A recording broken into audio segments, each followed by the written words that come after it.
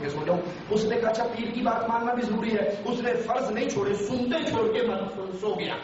جب وہ سو گیا تو خواب میں رسول اللہ صلی اللہ علیہ وسلم کہہ لگے میں نے تیرا کیا بگاڑا ہے, تو میری سنتے کیوں چھوڑی ہے؟ میں نے تیرا کیا بگاڑا, تو نے میری سنتے کیوں چھوڑی؟ میں نے کہا اچھا. صبح پیر صاحب کو کہا پیر جی آپ کے ٹوٹکے میں نے آدھا عمل کیا تھا, میں نے فرض نہیں چھوڑے تھے, سنتے چھوڑ دی تھی. تو رسول اللہ میرے سامنے آ گئے کہ میں نے تیرا کیا بگاڑا ہے, میری سنتے کیوں چھوڑی؟ کہا بے وقوف, اگر تو فرض چھوڑ دیتا تو پھر وہی ہوتا جو تم چاہتا تھا. یعنی اللہ تیرے سامنے آ کہتا میرے فرض کیوں چھوڑے. تو ان صوفیہ کا عقیدہ یہ ہے کہ ہمیں حدیث کی حاجت نہیں, جب ضرورت ہوتی ہے ہم ڈائریکٹ حالت بیداری میں اللہ کے رسول سے حدیث سن لیتے ہیں. علماء دیوبند نے یہ دعویٰ بھی کیا کہ ہمیں عین بیداری کی حالت میں غیبی معاملات کے حقائق منکشف ہوتے ہیں. انہوں نے اس کا نام مکاشفہ رکھا اور یہ دعویٰ کیا کہ مکاشفہ ہمیشہ سچا ہوتا ہے. یہ آخری مسئلہ بیان کر کے باقی میرا موضوع تو ابھی آدھا باقی ہے. شیخ نے 1 گھنٹے کی پابندی لگا دی, 1 گھنٹے میں سب کچھ کرنا پڑے گا, پہلے بتاتے تو میں شارٹ کٹ مارتا. لیکن خیر یار زندہ صحبت باقی. تبلیغی جماعت کے امیر مولانا زکریا صاحب کے ذاتی روزنامچے میں سے ان کے مرید محمد اقبال نے 40 مکاشفات بہجت القلوب کے نام سے جمع کیے ہیں. ان میں سے ایک دو آپ کو سناتا ہوں, اور یہ بہجت القلوب کتاب اس فقیر کے پاس موجود ہے, جو دیکھنا چاہے اس کو دکھا سکتا ہوں. پہلا مکاشفہ سنیے. 4 رجب 1398 بروز میں حضور اکرم صلی اللہ علیہ وسلم نے عبدالحی سے مکاشفے میں, اللہ کے نبی تو اللہ کے پاس چلے گے نا, لیکن کہتے نہیں ہمارا رابطہ ابھی تک بلیوٹوتھ کے ذریعے ہے, جو ضرورت ہوتی ہے ہم نبی کو کہتے ہیں, نبی ہمارے پاس آ جاتے ہیں بتا دیتے کہ ایویں نہیں ہے کرنا ہے. مکاشفے میں فرمایا کہ زکریا کی خدمت کرتے رہو. اللہ کے نبی نے عبدالحی سے کہا زکریا کی خدمت کرتے رہو, اس کی خدمت میری ہی خدمت ہے. اور یہ بھی فرمایا کہ اکثر میں اس کے حجرے میں آتا جاتا رہتا ہوں. جب عثمان پیاسے بند تھے تو نبی کیوں نہیں آئے؟ جب عمر شہید ہو رہے تھے نبی کیوں نہیں آئے؟ جب علی اور عائشہ رضی اللہ عنہما آمنے سامنے ہو چکے تھے نبی کیوں نہیں آئے؟ کہا نہیں میں زکریا کے حجرے میں آتا جاتا رہتا ہوں. دوسرا مکاشفہ سنیے. 10 صفر 1400 ہجری آج دوپہر حضور اقدس مدرسہ علوم شرعیہ کے کمرے میں, جو کمرہ حضرت مولانا زکریا صاحب کی رہائش گاہ اور قیامگاہ تھی, اس میں آئے اور لوگوں سے کہا میں انہیں یعنی شیخ زکریا کو ظہر کی نماز پڑھانے کے لیے آیا ہوں. نبی ظہر کی نماز پڑھانے کے لیے مولانا زکریا کے کمرے میں انڈیا پہنچے ہوئے ہیں. میں نے ایک جگہ پر کہا تھا, دوبارہ کہہ دیتا ہوں کہ کوئی بچہ مدرسے کے اندر آپ دیکھو نا بے نمازی ہو تو استاد آ کر اس کو زبردستی ڈنڈے مار کے اٹھاتا ہے, چلو اٹھ نماز پڑھ. بے نماز وہ اپنے دوستوں کے اٹھانے پر نہیں اٹھتا, استاد آگے ڈنڈے مار کے اٹھا کے مسجد میں لے جاتا ہے. میں یہ تمہارے مولوی صاحب بڑے پکے بے نمازی تھے, اس کو نماز پڑھانے کے لیے نبی کو آنا پڑتا. نماز پڑھ 2 گھنٹہ ٹائم ہو گیا تو سنتے بھی ہے. لا حول ولا قوت الا باللہ. کہا نبی اس کمرے میں آئے اور کہا میں تمہارے شیخ زکریا کو نماز پڑھانے آیا ہوں. تیسرا مکاشفہ 23 رجب 1400 ہجری بعد عشاء عزیز عبدالحفیظ نے سلام و سلام کے بعد میری یعنی حضرت شیخ زکریا کی طرف سے حضور سے عرض کیا کہ حرمین شریفین کا رمضان چھوڑ کر پاکستان فیصل آباد اس لیے جا رہا ہوں کہ وہاں لوگوں کو اللہ اور اس کے حبیب کا نام لینا آ جائے, اس کے لیے دعا فرمائیں. تو حضور نے فرمایا اس سے بڑھ کر کون سا کام ہو سکتا ہے؟ پھر فرمایا حرمین کا ثواب تو پکا ہے انشاءاللہ کہیں نہیں گیا.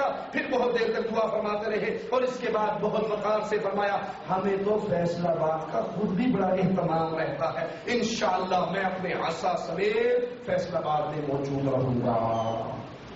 انا للہ و انا الیہ راجعون, انا للہ و انا الیہ راجعون. لوگوں وفات رسول کے بعد کسی صحابی تابعی اور امام نے رسول اللہ صلی اللہ علیہ وسلم سے بیداری میں ملاقات کا دعویٰ نہیں کیا. اس لیے یہ علماء دیوبند منہج صحابہ کو چھوڑ کر ابن عربی اور گمراہ صوفیہ کے منہج پر چل رہے ہیں. اہل توحید کے لیے انہیں اپنا امام بنا کر ان کو عزت دینا جائز نہیں ہے. یاد کر لیجئے, یاد کر لیجئے, جو لوگ فوت ہو کے اللہ کے پاس چلے گے, اللہ کی جنتوں میں چلے گے, اللہ کے پاس پہنچ گئے, وہ دنیا میں واپس. شہیدوں نے مل کر کہا تھا اے اللہ ہماری روح کو دوبارہ ہمارے جسم میں ڈال دے, ہم پھر دنیا میں جا کر تیرے راستے میں شہید ہو کر وہ شہادت والا مزہ دوبارہ لینا چاہتے ہیں. تو مالک نے فرمایا یہ تو میرا اصول ہے, جو یہاں آ جائے وہ واپس. یہ کس کا اصول ہے؟ اللہ کا. جو آ جائے وہ واپس. سورۃ یاسین میں شہید کا قصہ ہے نا, جس نے کہا بما غفر لی ربی وجعلنی من المکرمین, اے کاش قوم کو پتہ لگ جائے اللہ نے سارا کچھ معاف کر دیا. قرآن کا فیصلہ، حدیث کا فیصلہ، مالک کا فیصلہ، جو چلا جائے وہ واپس نہیں آتا. مولانا طارق جمیل صاحب کی آخری بات کہہ کے بات ختم کرتا ہوں. رات ہی میں ان کی ایک سیڈی سن رہا جس میں وہ کہتے ہیں ایک جنگ کے دوران ایک صاحب گرفتار ہو کے کافر ہو گیا، گرفتار ہو گئے، وہ جیل سے بھاگے، 3 دن سے مسلسل بھاگ رہے تھے. اچانک ان کے پیچھے گھوڑوں کی ٹاپ کی آواز آئی، اڑ کر لہر مارا گیا.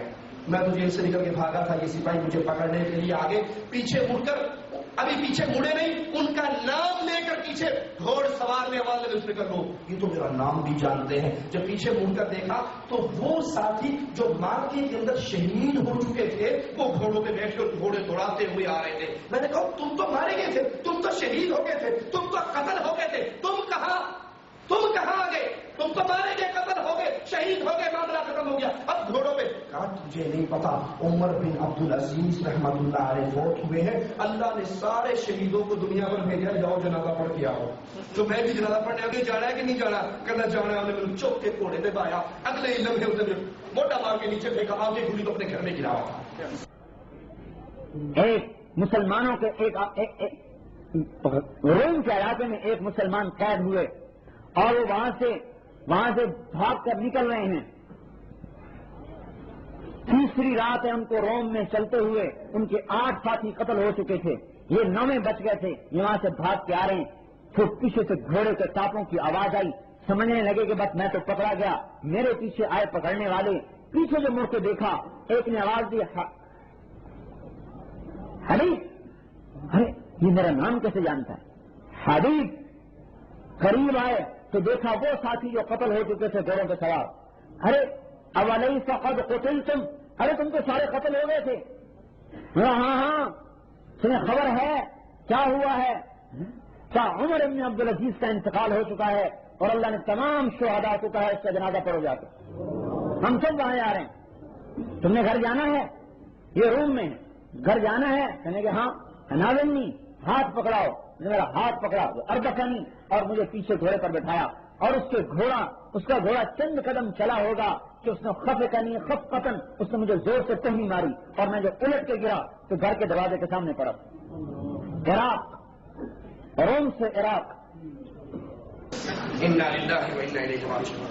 لوگوں آخری بات جس طرح اندھے ڈرائیور کے پیچھے بیٹھ کر آپ کو کوئی مفت میں لے کر جائے، آپ جانے کے لیے تیار نہیں ہوتے. اللہ کا واسطہ دیتا ہوں، کسی سے لڑائی نہیں، کسی سے ذاتی اختلاف نہیں.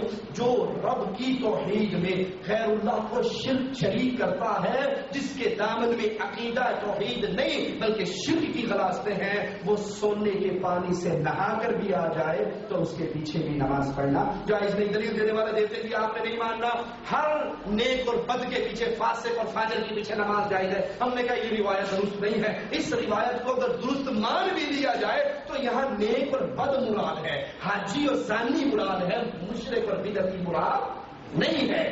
قاضی حضرت عثمان رضی اللہ عنہ نے آپ نے کہا مانا. حضرت عثمان سے جب پوچھا گیا بدماریوں کے بارے میں، یہ نماز پڑھائے تو کہا نماز ایک اچھا کام ہے، جب کوئی کرے تو ان کے پیچھے پڑھ لو، لیکن